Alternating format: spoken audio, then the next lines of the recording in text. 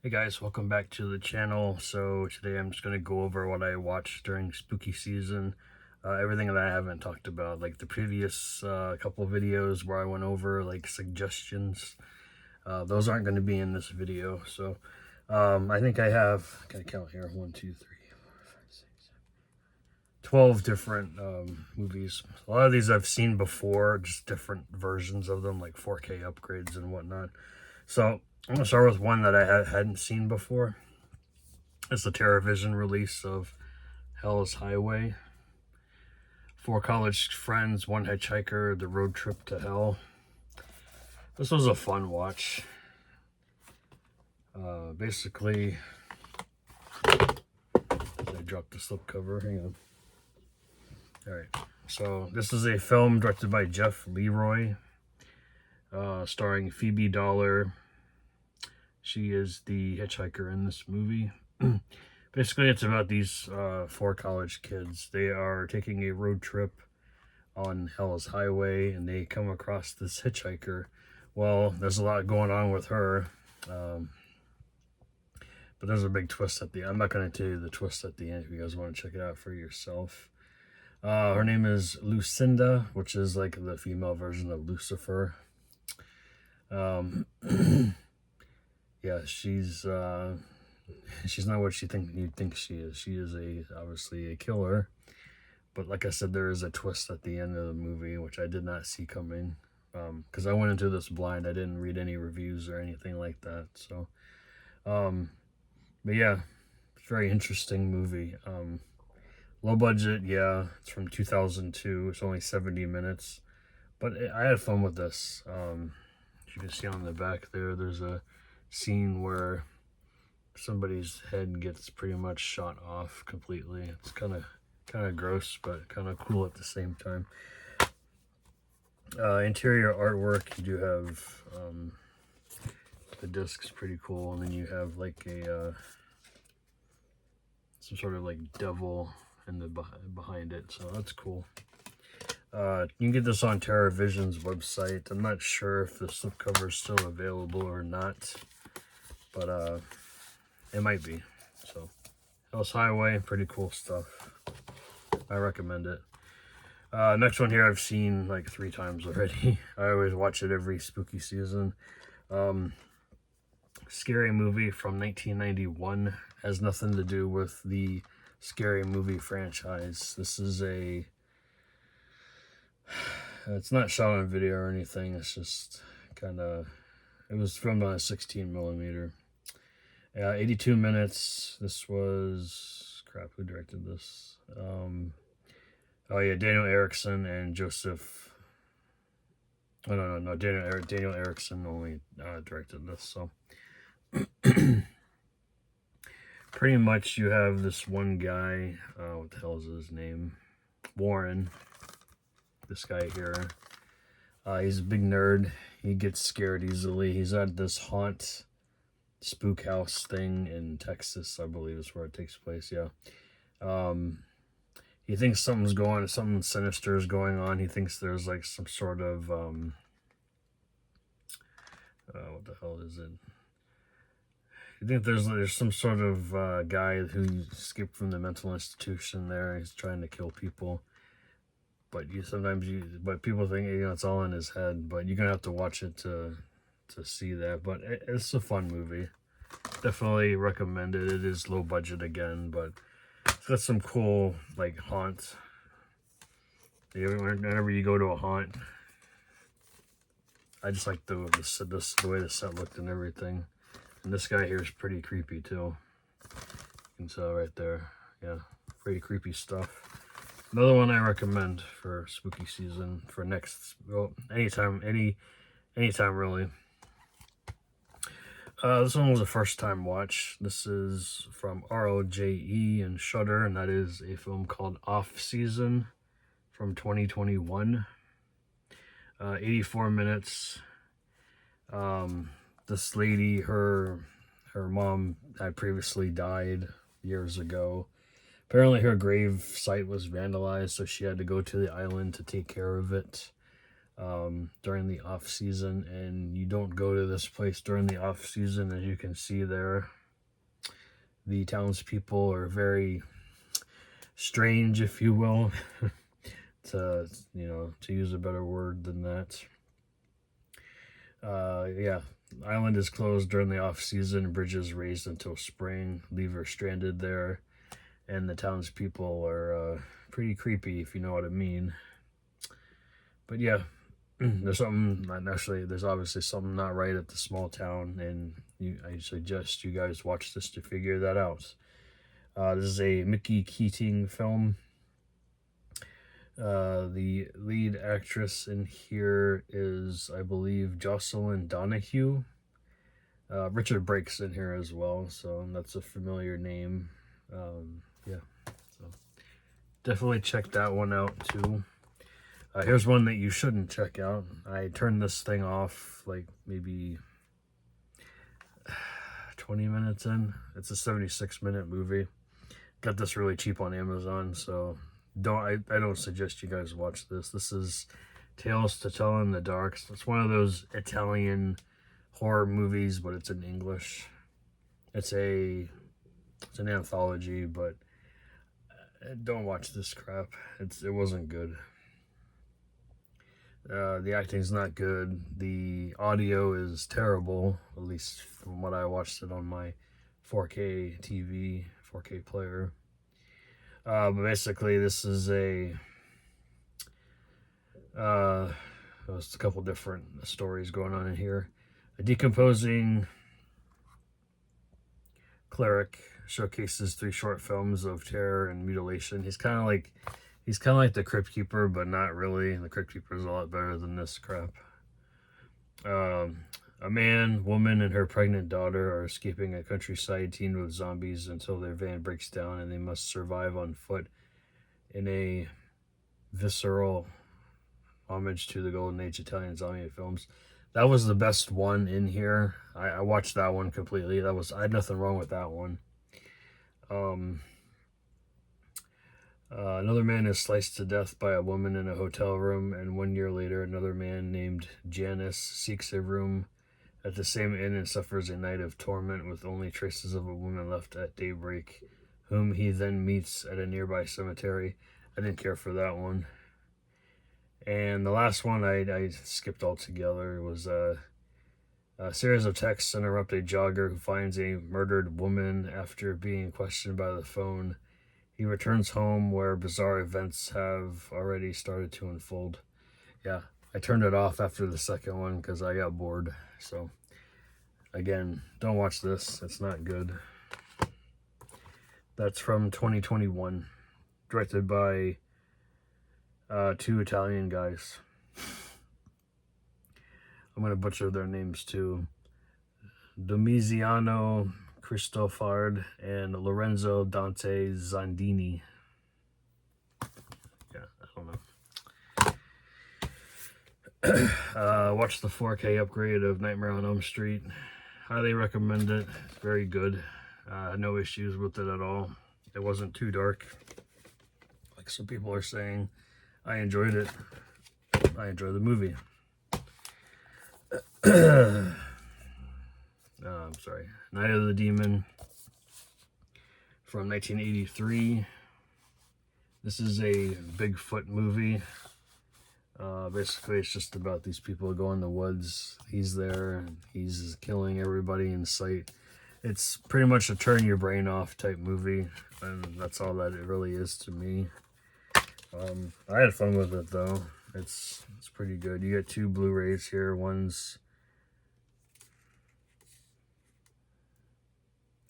has the movie and extras. The other one has Bigfoot and video nasty extras. I don't know. I just watched the movie. I didn't watch the extras or anything like that. But fun movie. Pretty bloody, gory. And yes, people always talk about the one scene where he rips a certain male thing off the one dude. Yeah, that was crazy. Next one here, I need to go back and watch. I did fall asleep, but I don't really need this DVD anymore because, well, I've seen Blood Tracks many times, and Vinegar Syndrome just announced the Blu-ray for it. Yes, I did order it today, so we're not going to talk about Blood Tracks. We're going to talk about Psycho Scarecrow. A tape-recorded message from a murdered girl recounts the terrifying night her and some friends found themselves stuck in the middle of a haunted cornfield. Yeah. From what I remember watching, I did enjoy, but again, I got to go back and watch it again. It's from 1996. Doesn't say anything else on the back here. This is one of those burn-on-demand double feature discs from Frolic Pictures. But yeah, Psycho Scarecrow. I liked what I saw. Here's another one that I enjoy. I don't enjoy the artwork on here. This is a bootleg copy of a film that I remember watched in theaters in 2006, I believe is when this came out, or 2007. Stay Alive. It only has a DVD here in the US. It doesn't have a Blu-ray. The scan itself on here looked fine. I had no issue with it. It looked pretty good. This is from moviesarusa.net. Basically, this is about if you die, you're playing a video game called Stay Alive, obviously. If you die in the game, you die in real life. The Countess will come get you and kill you wherever you are, at your house. If you're out somewhere, she'll kill you. This has to do with, I think it's Elizabeth Bathory, I believe. Yeah, if you guys know the story of Elizabeth Bathory. Yeah, fucked up. Anyway, yeah, good movie. Not so good artwork. I watched this for the third time since I've had this DVD. It has no Blu-ray. This is from 2000, I believe is when it came out. It was during the height of Blair Witch Project. This is the St. Francisville Experiment. Found footage. 4 people. So you get a psychic, a ghost hunter, a filmmaker, and a historian. They all go to this one haunted house, or it's supposedly rumored to be haunted. So they go with their, they're all their equipment and everything set up, and then they start filming the whole night.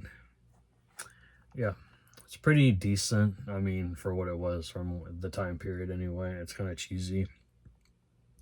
But from what my understanding, this is available on Prime, but the ending is completely different than what's on this disc, which is kind of strange, to be honest.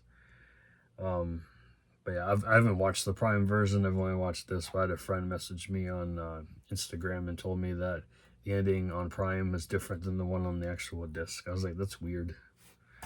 But yeah, nothing to write home about on the disc. This is a former Blockbuster rental. I don't remember where I bought this, but 79 minutes. This was directed by, doesn't say, but I remember it's directed by Ted. I can never pronounce his last name right. Nicolo. I don't remember, but anyway, decent movie. I wouldn't say go out and buy it right away, but if you find it for cheap, or you can just watch it on Prime. But again, the ending on Prime is different than the one on the disc. Next, we have Mischief Night from 2013. 86 minutes, directed by Richard Shankman. This was a fun movie. I enjoyed this overall. I kind of want to upgrade it. I think there's a double feature of this with All Hallows Eve. I'll probably end up getting that eventually. Basically, you have this young girl, M. Walton, played by Noelle Coet. I wish she did more than what she did after this. Very good actress. I wish she had done more. She suffers from psychosomatic blindness, which means you're not really blind. You're just, your brain's telling you you're blind, so you can't really see. It's kind of weird. But anyway, she's traumatized by the death of her mother because her mother got into a car accident. She was texting while driving, and she ended up into an accident and she died. And of course the kid was in the back seat when it happened. She's home alone on the night before Halloween. Her dad's going out on a date, and there's this guy in this like suit, just like stalking outside, throwing eggs at the windows and everything. And then of course later on her boyfriend shows up, and it's kind of weird because you start thinking that he's involved with this. He's not, but you think he is.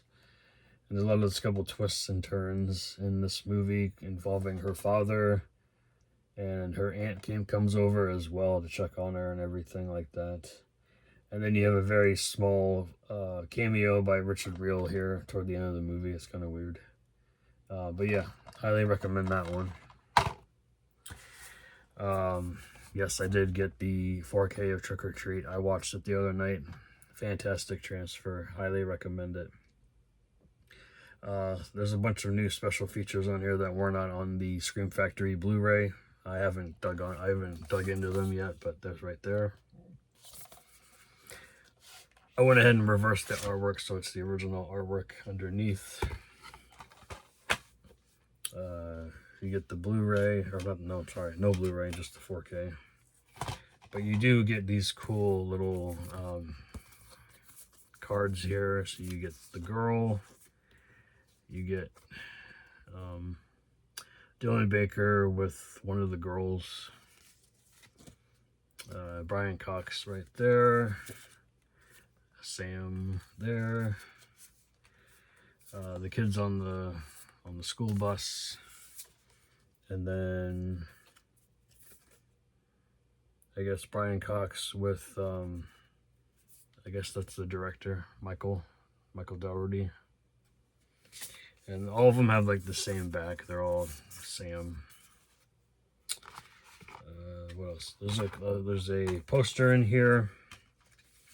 There's a little card in here for whatever that is. I have no idea what that is. You get the poster here, which is what I remember. It's going to be this cover, and I believe the back is the original artwork. And then you have a nice little packet here with Sam's alien face, and then he's on the back without his mask on. You get, pictures here, some essays, Brian Cox. I believe that's, what's her name? Anna Paquin, I believe. No, actually, there's Anna Paquin with Dylan Baker. Brian Cox house with all the pumpkins on it. The